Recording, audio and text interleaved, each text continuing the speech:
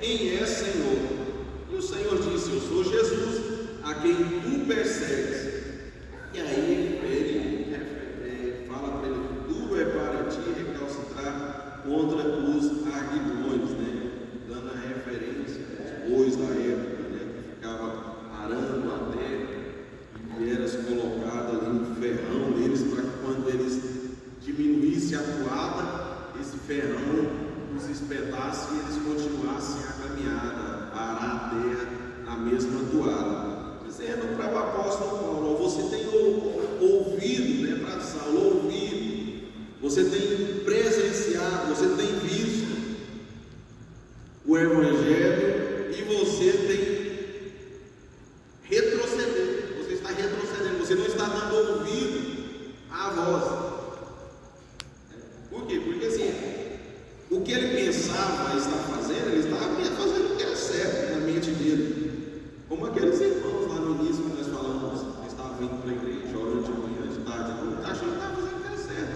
Só passava diante do rapaz para a porta, pegava mais uma para a igreja, depois todo dia fazia a mesma coisa. Na mente deles aquilo ali era certo, é aquilo que é certo.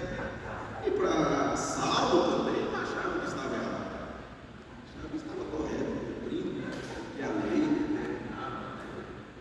E aí ele veio então com essa perseguição, ao ponto do próprio Jesus ter um encontro com ele, né?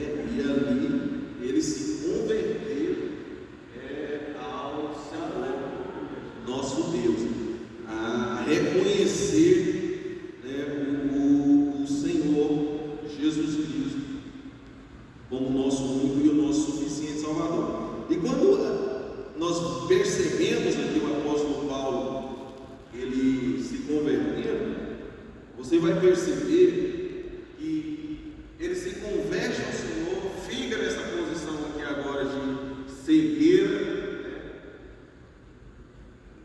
Vai para a casa de certa pessoa, se você vai ver a narrativa aí na palavra do Senhor,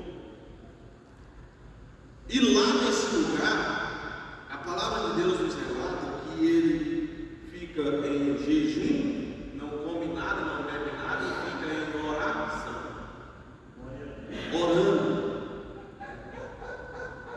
falando com Deus, como se ele ficasse ali reconhecendo. Quem fica imaginando na cabeça dele, ele ouvindo o sermão, né, do jovem, o qual ele havia consentido, né, em apedrejar, ele ouvindo tudo isso e conversando com Deus sobre essa questão. Ao passo que Deus, na sua infinita graça e misericórdia, chama aí Ananias para ir lá orar por ele e colocar sobre ele a mão.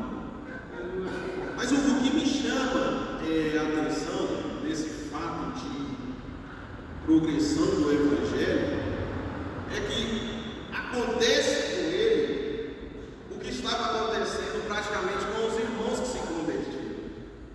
É claro que teve uma diferenciação, mas ao passo que eles reconheciam o Senhor Jesus Cristo como o único e suficiente Salvador de suas vidas, eles recebiam o Espírito Santo e eram batizados. Esse que aconteceu com ele. Você vai perceber aqui, por mais que Ananias fala com Deus, né?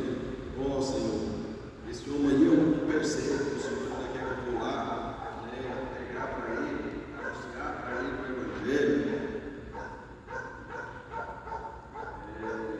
Não tem essas características, né? Nós queremos selecionar quem a gente quer pregar também, é diferente. A maioria das vezes nós queremos falar, designar quem é merecedor da salvação e quem não é. Mas o Senhor, ele é bem enfático e fala assim: olha, você vai lá, porque esse aí é um vaso escolhido, tem algo, né, de especial para fazer na vida dele. Então vá lá e ore por ele. Ananias vai, né, você vai perceber aí na leitura dos irmãos que estão lendo, e sabe muito bem, ele foi lá, orou por ele, os olhos dele foi